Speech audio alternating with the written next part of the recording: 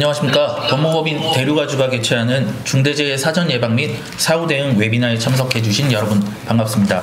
저는 오늘 사회를 맡은 대한경제신문의 이승윤 기자입니다. 중대재해처벌법이 시행된 지 벌써 만 3년이 지났습니다. 법 시행 이후 사업장의 안전 수준이 높아졌다는 일부 긍정적인 평가도 있지만 아직도 법 대응에 어려움을 호소하는 기업들이 많은 실정입니다. 그래서 오늘은 최근 중대재해 현황과 함께 수사 재판 동향 그리고 중대재해 관련 주요 정책 등을 살펴보고 각 기업들이 중대재해에 효과적으로 대응할 수 있는 방안을 논의하는 자리를 마련했습니다. 안녕하세요. 대류가주 중대재해 대응그룹장을 맡고 있는 차동훈 변호사입니다. 대류가주 중대재해 대응그룹은 저를 포함하여 다양한 경력을 갖춘 산업안전보건법 및 중대재해 분야의 전문가 30명 구성되어 있고, 이에 더하여 60년 역사의 국내 최대 안전 컨설팅 기관인 대한산업안전협회와 또 산업안전보건법의 대가이신 정진우 교수님과도 긴밀히 협력하여서 중대재해처벌법, 준수인증제 운영 등 산업안전 분야에서 두각을 나타내고 있습니다. 본 세미나를 통해서 각 기업들께서는 중대재해 대응 시스템을 한층 더 업그레이드할 수 있는 기회를 마련하였으면 고맙겠습니다. 24년 3분기를 기준으로 보면 떨어짐, 부딪힘, 또 예를 들어서 깔림, 뒤집힘 등은 전년 동기 대비 감소하였고, 화재, 폭발, 감전, 물체의 맞음 등에 의한 사고는 전년 대비 증가한 추세입니다. 24년 3분기까지 재해조사 대상을 보면 사고 사망자는 459명에서 443명, 16명, 3.5포인트 정도가 감소한 상태이고 449건에서 411건으로 38건이 줄은 8.5% 정도를 감소 추세로 보이고 있습니다. 이는 건설업의 전년 동기 대비 사고 사망자가 크게 감소하면서 전체 사고 사망자 수를 감소하는 원인이 됐다고 생각합니다.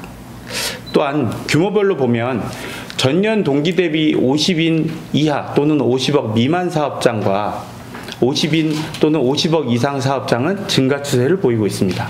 다만 이 같은 현상이 중대재해처벌법 확대 적용에 대한 영향이라고 볼 수 있을런지에 대해서는 좀 더 장기적인 관점이 필요하다고 보여집니다. 그리고 작년에는 대형 사고도 많았는데요. 이에 대한 좀 전반적인 동향도 소개해 주시면 감사하겠습니다. 24년에는 국민들의 가슴을 쓸어내리는 대형 사고가 좀 많이 발생을 했는데요. 다들 아시다시피 아리셋, 현대자동차라든지 무한공항 등이 모두가 기억할 만한 안타까운 희생이 발생했습니다. 그 이외에 23년에 발생했던 14명의 사망과 9명의 부상이 있었던 오송 지하차도 참사 등을 보면 중대 시민재해가 검찰로 송치되고 시민재해 분야의 새로운 사건으로 등장하는 시점이 되었다고 볼 수 있습니다. 무죄 사례도 나오고 검찰의 무혐의 사례도 나오고 중대법 판례 중 여러 가지 구속 사례도 나오고 있으며 이처럼 다양한 케이스들이 축적되어 여러 쟁점들에 대해서 조금씩 정리되어 가고 있는 그런 한 해가 아니었나 생각합니다. 다음으로는 중대재해처벌법 관련해서 수사 동향을 살펴보겠습니다. 사업장에서 사망사고가 발생하면 통상 고용노동부에서 중대재해처벌법 위반 및 산업안전보건법 위반 수사를 하고요. 이제 관할 경찰은 형법상, 업무상 과실, 치사죄에 대해서 각 수사를 나눠서 하게 됩니다. 기업들이 수사 단계에서 좀 추가적으로 유의해야 할 부분은 어떤 게 있을까요? 예, 우선 아까 말씀드렸다시피 이 사망사고가 발생하면 수사기관이 현장 조사 때 제출받은 관련 자료 그리고 또 현장에서 청취한 관련자의 진술로 초기 심증을 형성하게 됩니다. 그런데 이 초기 심증 형성에 만약에 관련 직원들이 부정확한 진술을 하거나 또 추측성 진술을 하게 돼서 부정적인 심증 형성을 해버리게 되면 나중에 이것을 바로잡기가 굉장히 어렵습니다. 그래서 이 점을 굉장히 유의를 해야 되고, 그래서 초동 수사 단계부터 가급적 이 변호인의 조력을 받아서 대응하는 것이 중요합니다.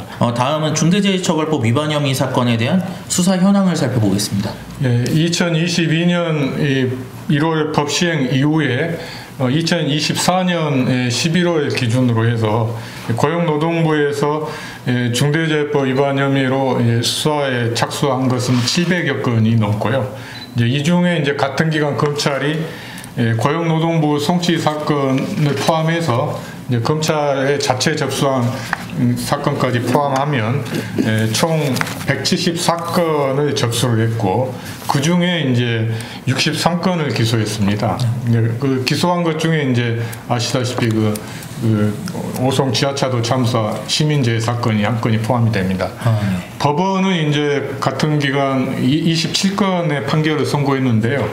현재 올해 2월까지는 총 36건을 선고했고 그 중에 이제 무죄 판결이 3건이 있습니다. 중대재해처벌법 위반 혐의 사건 수사에는 좀 어떤 특징이 있을까요?